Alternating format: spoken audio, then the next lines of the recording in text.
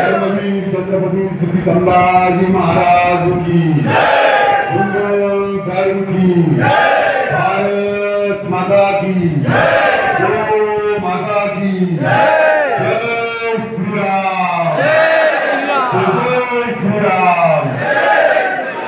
तसं सगळे गोरक्षक मला असं वाटतं की राजा भैयांचं ऐकायला आले तिथं कायमच तुमच्यामध्ये असतं, त्यामुळे माझं काही तुम्हाला तुमच्या मतात आहे भैयांचं ऐकायचं म्हटल्यानंतर थोडीशी ऊर्जा वाटते, कारण ज्या ठिकाणी ते धर्माचं काम करताय भाग्यनगरमध्ये त्यांच्या आजूबाजूला तुम्ही पाहिलं असेल तर कृष्ण पुलावर तुम्हाला माहिती आहे, त्यामुळे त्यांच्या जाऊन एवढं मोठं काम करण्याचं धाडस ते करतायत।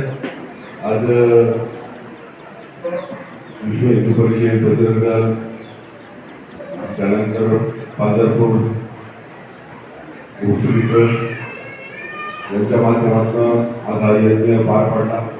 या यज्ञाला असं वर्ष या ठिकाणी आहे आणि आपण सगळ्यांनी इथून पुढं आपल्या या गो सेवेमध्ये अधिकची ऊर्जा अधिकची प्रेरणा आपल्याला मिळावी याकरता याच्यामध्ये आपण प्रार्थना केली आहे।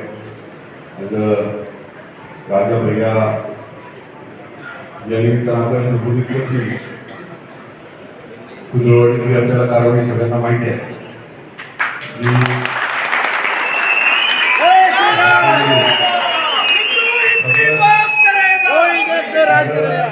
मोठी कारवाई केली, त्याच्यामध्ये कारवाई करण्यामागचा तुम्ही काय तुम्हाला सांगायला कारवाई काय केली आणि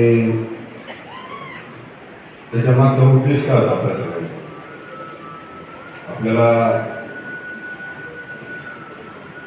मालेगाव करायचा नव्हता, आपल्याला हिंदू धर्माचे आणि गोमाताचे रक्षक सन्माननीय राजा भैया यांना मी कॅमेऱ्यावर दाखवतोय। सन्माननीय आमदार भोसरी विधानसभा मतदारसंघ महेश दादा लांडगे संबोधन करतायत। प्रचंड जनसमुदाय जशी अब्दुल घनाची कबर फोडली तशी औरंगजेबाची पण फोडायची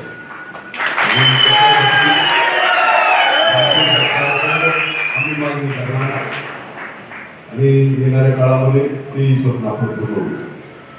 मी आपल्याला या गोरक्षकांना या निमित्तानं विश्वास देतो।